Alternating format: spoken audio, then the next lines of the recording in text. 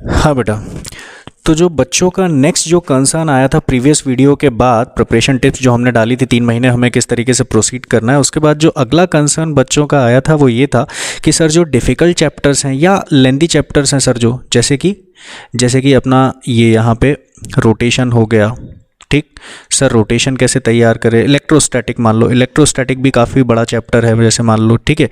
कई बच्चों को वर्क पावर एनर्जी में प्रॉब्लम आ रही थी, तो कहानी ये थी कि डिफ़िकल्ट चैप्टर्स और जो लेंदी चैप्टर्स हैं उनको किस तरह से तैयार करें।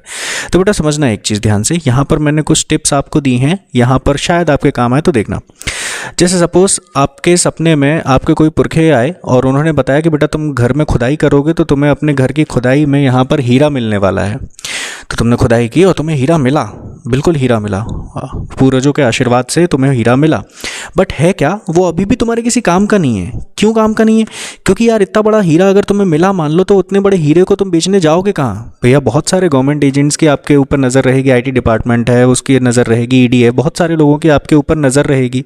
हाँ, तस्कर परिवार से हो तो उसके लिए बात नहीं कर रहा हूँ मैं, लेकिन अगर आप नॉर्मल आदमी हो तो आपके लिए ये चीज़ बड़ी दिक्कत वाली हो कि इतना बड़ा हीरा आपको मिला है, आप बेचना तो चाहते हो, पैसे कमाना चाहते हो उससे, बट फिर भी वो आपके लिए इतने ज़्यादा काम का है नहीं। तो क्या करें? तो देखो क्या करते हैं, सिंपल।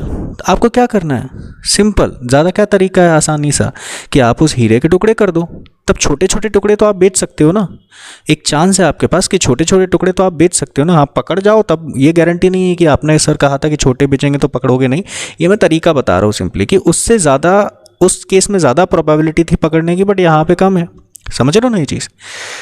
तो कहानी ये है बेटा कि आपको सिंपली क्या करना है, उसी तरीके से आपको अपने चैप्टर्स को तैयार करना है। जैसे पहला स्टेप ये है कि आप उस चैप्टर को छोटे छोटे पार्ट्स में डिवाइड कर लो। जैसे रोटेशन है या वर्क पावर एनर्जी है, तो वर्क पावर एनर्जी को आप छोटे छोटे पार्ट्स में डिवाइड कर लो, छोटे छोटे पार्ट्स में डिवाइड कर लो, ठीक है। और सारे इंपॉर्टेंट टॉपिक्स जो हैं उस चैप्टर के वो लिख लो, एक कॉपी पे लिख लो। कैसे? जैसे मान लो आपने वर्क पावर एनर्जी के चैप्टर में को टॉपिक्स ऐसे डिवाइड किए कि work done by constant force. पहला आपका टॉपिक क्या है? Work done by constant force, आपने ऐसे लिख लिया। दूसरा आपको टॉपिक कौन सा तैयार करना है? Work done by variable force, आपने ये लिख लिया कि दूसरा टॉपिक जो मैं तैयार करूंगा वो मेरा होगा work done by variable force, ठीक। फिर आपने बोला कि जो तीसरा टॉपिक करूंगा वो मैं लिखूंगा कि work done is equal to change in kinetic energy. मैं इसके क्वेश्चंस करूंगा, मैं तीसरा टॉपिक ये समझ रहा हूँ।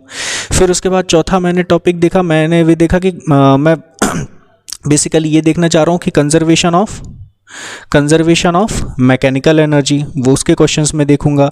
मैं देखूंगा कि कंजर्वेटिव फोर्सेस से जुड़े हुए कैसे क्वेश्चंस आते हैं वो मैं देखूंगा। तो मेरा कहने का मतलब है कि आप उस चैप्टर को ना छोटे छोटे चैप्टर्स में डिवाइड कर लो। आपके चैप्टर के 10 टॉपिक बन रहे हैं ना, आपके चैप्टर में अगर टोटल 10 टॉपिक बन रहे हैं तो कर लो। एक लेंदी प्रोसेस है भले ही, लेकिन ना करने से ज़्यादा बेहतर है कि किसी ना किसी तरीके से, भले ही दिन लगे, थोड़ा सा आपका टाइम कंज्यूम हो, बट किसी भी तरीके से तैयार तो हो। तो ये करना है आपको कि उस चैप्टर को छोटे छोटे चैप्टर्स में डिवाइड कर लो, ठीक।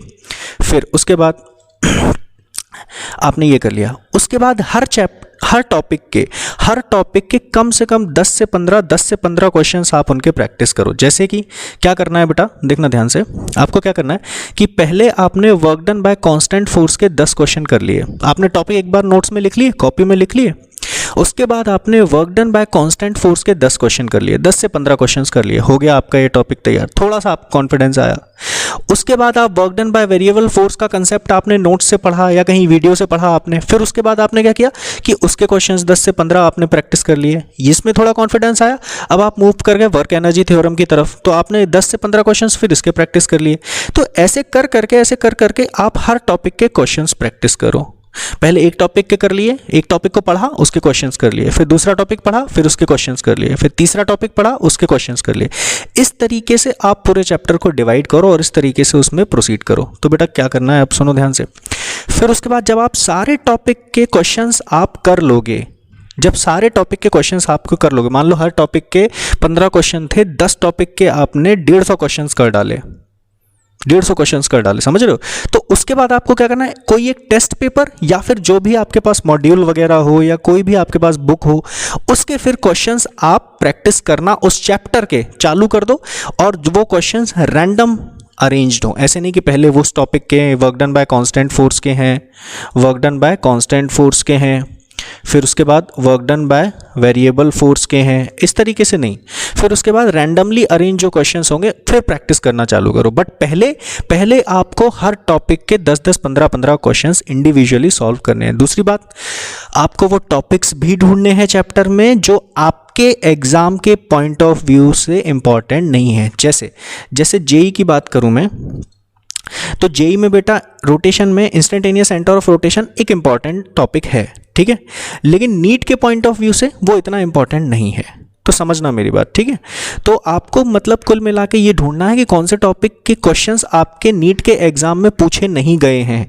तो उस टॉपिक में अगर आप बहुत ज़्यादा इंटरेस्ट हो, आपको डर लग रहा है कि नहीं सर ये इसमें आ गया तो एक आध क्वेश्चन कर लो, बट मेरे हिसाब से ऐसा जितना करने की ज़रूरत नहीं है, ठीक है। तो ये कुछ टिप्स थी। और लास्ट में जो कंक्लूजन मैं हर बार देता हूँ, किसी महान व्यक्ति ने कहा था, आप जानते हो वो महान व्यक्ति कौन था? मेरा भी फेवरेट एक्टर था वो। मोहब्बत थी इसलिए जाने दिया, जिद होती तो बाहों में होती, ठीक है।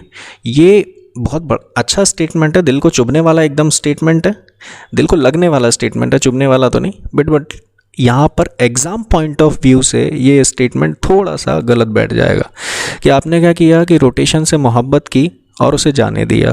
तो बेटा याद रखो, नीट तुमसे मोहब्बत कर बैठेगी, एग्ज़ाम तुमसे मोहब्बत कर बैठेगी और तुम्हें जाने देगी, समझे ना। तो चैप्टर छोड़ना नहीं है, जो टिप्स दी हैं उसको अप्लाई करके चैप्टर्स की प्रैक्टिस करो।